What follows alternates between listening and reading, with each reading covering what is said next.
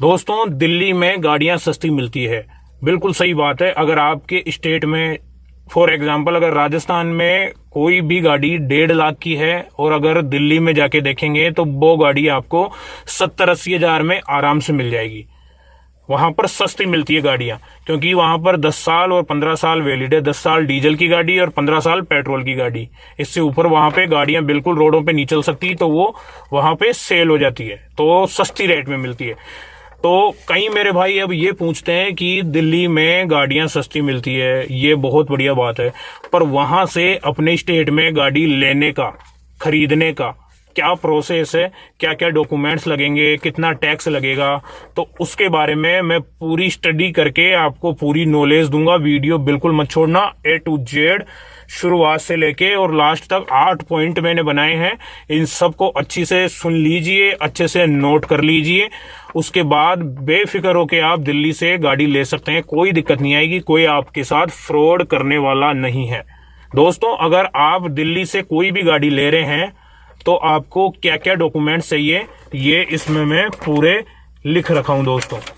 तो देखो, Delhi to other state जब भी हम कोई गाड़ी लेंगे, हम कोई गाड़ी खरीदेंगे, चाहे डीजल हो चाहे पेट्रोल हो, तो सबसे पहले हमें क्या चाहिए? सबसे पहले नंबर पे है हमें 2 चाबियां चाहिए। कई बार हम किसी डीलर से या किसी सेलर से, ओनर से हम गाड़ी खरीदते हैं, तो वो बोलता है भाई साहब मेरे पास तो एक ही चाबी है शुरू से ही, तो एक ही चाबी दूंगा आपको।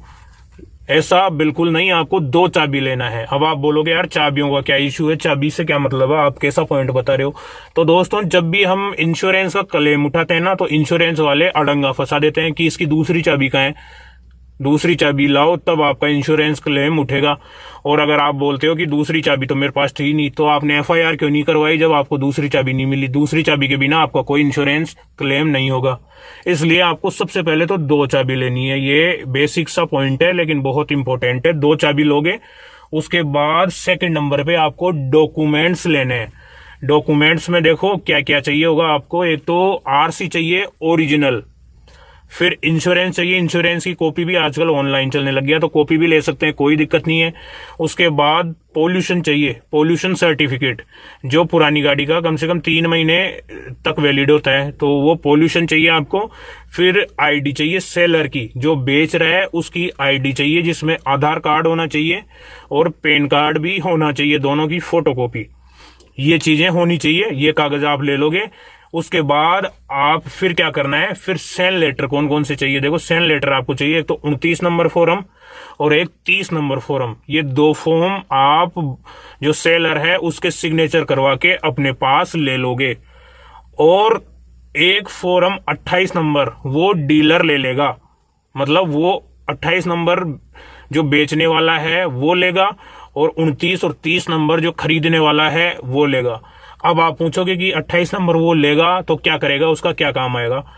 दोस्तों, जब भी हम अदर स्टेट से कोई भी गाड़ी लेते हैं तो उसकी NOC निकलवानी पड़ती है वहां के RTO से। भाई NOC होती है, NOC का मतलब होता है कि अगलों को कोई आपत्ति नहीं है आपको देने में, है ना। तो वो वहां के RTO से NOC हमें लेना पड़ता है कि हाँ RTO आपको दे रहा है गाड़ी, उसे कोई आपत्ति नहीं है।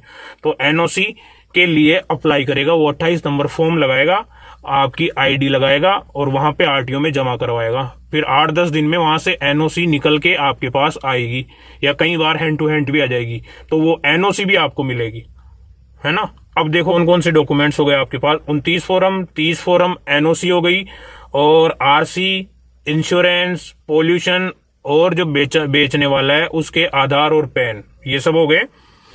ये करने के बाद सेलर की एक एफिडेविट बनेगी, सेलर से गाड़ी ले ली है और पूरा पैसा दे दिया है, और पूरी जिम्मेदारी आज के बाद मेरी है, मतलब जो खरीद रहा है ना उसकी पूरी जिम्मेदारी हो जाएगी। ये एफिडेविट बनेगा एक, दोनों के साइन होंगे उसके ऊपर। उस दिन के बाद से वो गाड़ी आपकी है। कुछ भी एक्सीडेंट कुछ भी होता है तो आपकी जिम्मेदारी है, बेचने वाला पूरी तरह से फ्री है। ऐसा एक एफिडेविट बनता है, उस पे दोनों के साइन होते हैं, काम खत्म। फिर 10 से 15 दिन बाद NOC आ जाती है उसकी। कई बार जल्दी भी आ जाती है, कई बार 8-10 दिन भी लग जाते हैं। तो NOC आने के बाद हम उस गाड़ी को अपने राज्य में ला सकते हैं। उससे पहले उस गाड़ी को हम नहीं ला सकते। ये डॉक्यूमेंट्स होंगे आपके पास और वो गाड़ी आपके कब्जे में होगी, मतलब उसी जगह होगी, लेकिन चाबी वगैरह सब आप रखोगे। चाहे तो आप पार्किंग में लगा सकते हो गाड़ी को, अगर आपको सेलर पे विश्वास नहीं है तो। और 10 से 15 दिन बाद आपको पूरी स्वतंत्रता है कि उस गाड़ी को लेकर आप अपने राज्य में आ सकते हैं। फिर क्या करोगे, देखो अपने राज्य के आरटीओ में आपको देना है। क्या क्या देना है? जो एनओसी मिली है जो दोगे, 29 और 30 नंबर फॉर्म दोगे, आरसी ओरिजिनल, इंश्योरेंस की फोटोकॉपी, पोल्यूशन और आईडी सेलर की, जो बेचा है उसकी भी आईडी और जो खरीदा है मतलब आप खुद की भी आईडी दोगे, क्योंकि जो भी प्रोसेस होगा ना वो आपके ही नाम पे होगा, तो आपकी भी आईडी लगेगी। ये सारे कागज देने के बाद, और आईडी में आधार और पैन दोनों लगेंगे, दोनों के दोनों लगेंगे, है ना। ये होने के बाद आप गाड़ी, ये सारा प्रोसेस करके और फिर आप उस गाड़ी को अपने घर ले जा सकते हो। फिर आपको लगभग 15 से 20 दिन लगेंगे। और हाँ, इतना सब करने के बाद आपको टैक्स जो जमा करवाना है, वो टैक्स क्या जमा होगा। अब कई भाइयों का ये भी क्वेश्चन रहता है कि भाई साहब कितना टैक्स जमा होगा, ये तो बताओ। तो ऐसे मान लो कि आपने कोई भी गाड़ी खरीदी, कोई 15 साल, क्योंकि जब भी नई गाड़ी कोई खरीदता है तो उसका 15 साल का वो टैक्स जमा कराता है पेट्रोल की गाड़ी का, और 10 साल का टैक्स जमा करवाता है डीजल की गाड़ी का।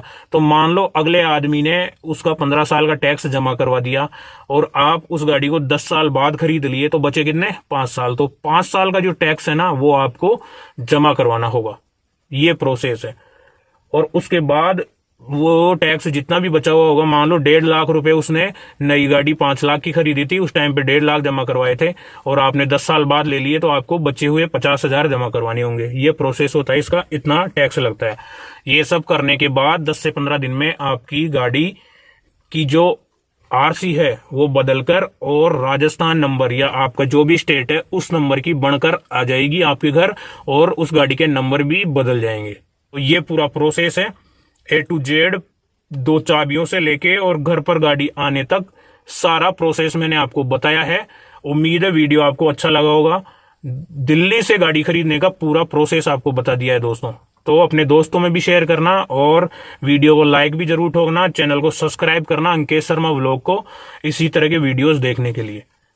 चलिए आज के लिए इतना ही, तब तक के लिए जय हिंद, वंदे मातरम।